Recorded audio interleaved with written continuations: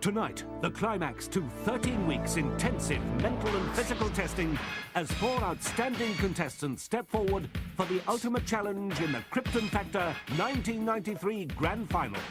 Alex Mowat scored maximum points in response and observation to win the Group A final. Norman Kenvin won physical ability and sealed his victory in the last round of the Group B final.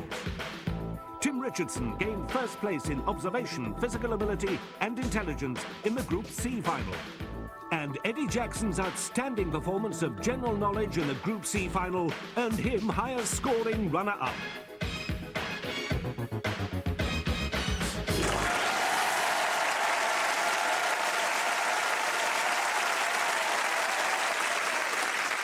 Good evening and welcome to the Krypton Factor and to the climax of the 1993 series.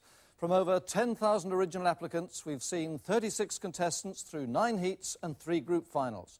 And tonight we have reached the Krypton Factor Grand Final. 6 tough mental and physical challenges await tonight's grand finalists, at the end of which one of them will step forward as the Krypton Factor champion of 1993.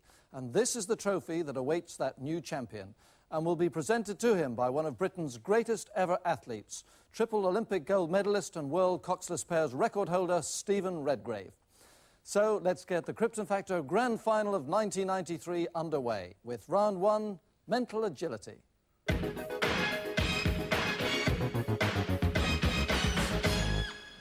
And tonight's mental agility test involves giving each grand finalist a series of well-known phrases or quotations. Their task is to give me back the first letter of the first word in the phrase, the second letter of the second word, the third letter of the third word, and so on. So, for example, if I gave the phrase standing room only, the correct reply would be S-O-L, because S is the first letter of standing, O the second letter of room, and L the third letter of only.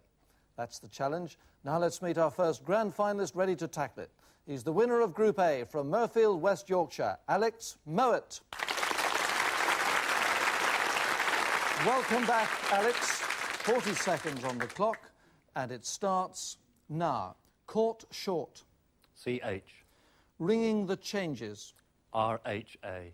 Familiarity breeds contempt. F-R-N. Better late than never. B-A-V. Wrong. Live and let live. L-N-T-E. New brooms sweep clean. N-R-E-A. Speaking the same language. S-H-M-G. First come, first served. F-O-R-V. Milk of human kindness. M-F-M-D. Keep body and soul together.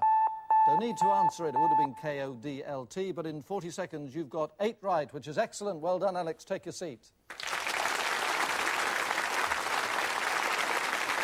Our second grand finalist was the Group B champion and comes from Bickley in Kent, Norman Kenvin.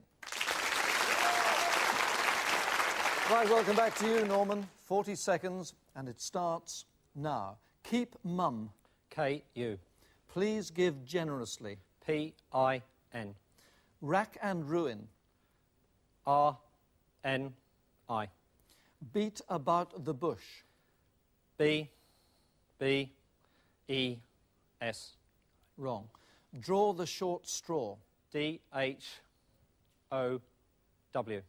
Wrong. To bite the bullet. T-I-E-L. Raining cats and dogs. R-A-D-S.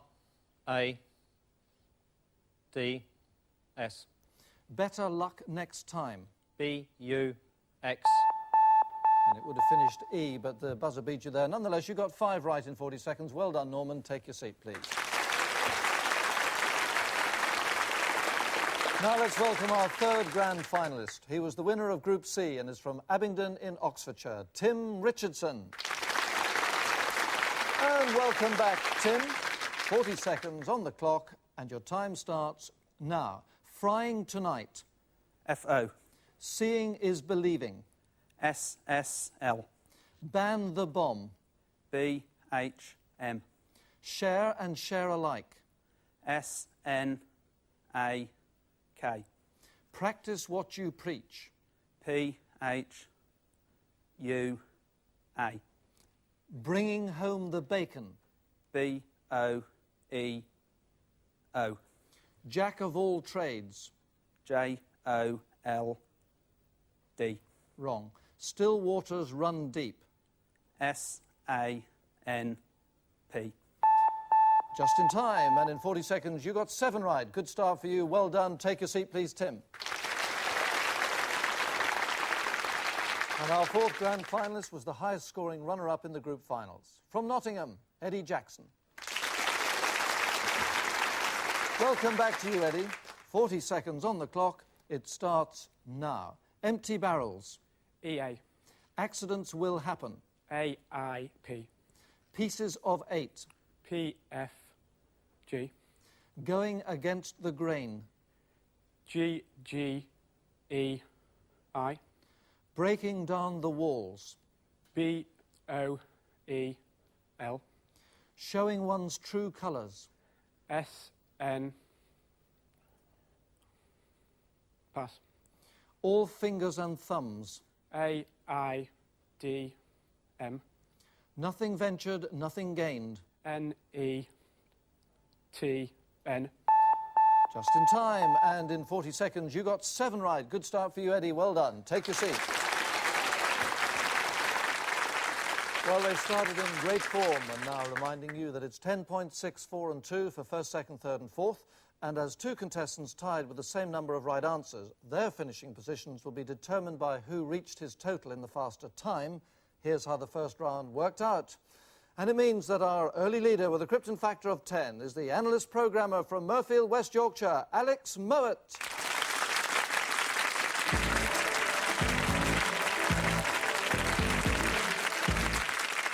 A Piper Cherokee aircraft approaches Leeds Bradford Airport. At the controls, one of the grand finalists. All 4 face the ultimate response challenge to land the aircraft for real. Former British Airways instructor Tom Armstrong briefs the contestants at the Yorkshire Flying Club's headquarters before the toughest examination of their lives begins. First to take the controls and head for the sky with Tom Armstrong alongside is Scotsman Alex Mowat. He, like the others, will be assessed not only on general handling and the actual landing, but also for remembering to call the control tower for landing clearance and lowering the flaps on 2 occasions. Alex adjusts the throttle to reduce speed, which is vital now because he's forgotten to lower the flaps and he's also missed his radio call. Tom Armstrong had to make that for him. It's so easy to forget when your concentration is fixed on that runway. But landing beautifully in right over the centre line, Tom Armstrong not having to take control for the landing. I have control. But he does now as Alex fails to steer the aircraft down the runway. Doesn't seem to impress.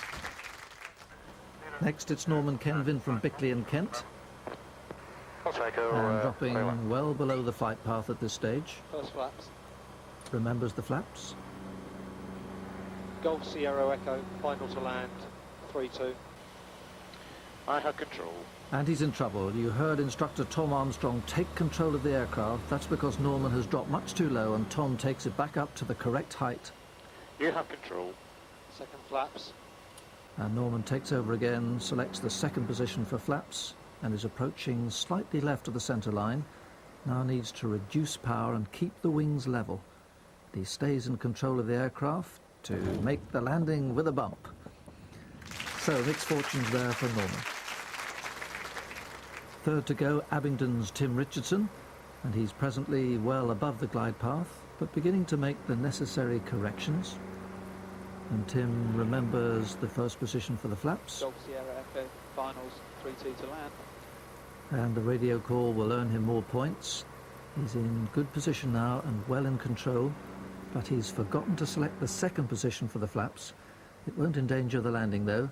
Coming in pretty close to the centre line and lands it unaided, always an achievement and a relief. Finally, it's Liverpool-born Eddie Jackson, and flying above the glide path at the moment.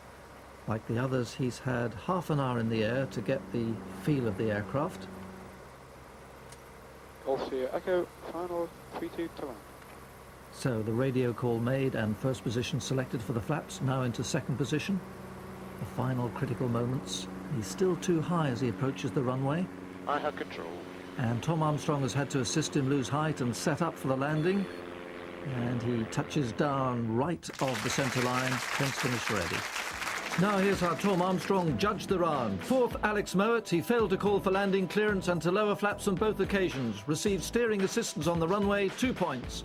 Third, Norman Kenvin. Below the glide path, his flight had to be rescued by the instructor, but regained control to land, 4 points. Second, Eddie Jackson. Remembered the flaps and called for landing clearance, but approached too high and received assistance to land, 6 points. And the winner, Tim Richardson, missed the second flap's position, but made a very controlled approach in landing, 10 points.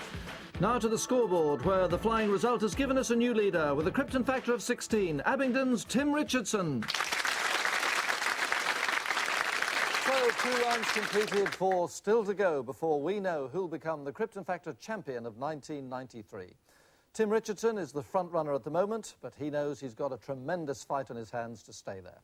To find out who'll step forward to receive the trophy from Olympic champion Stephen Redgrave, join us again in just a couple of minutes.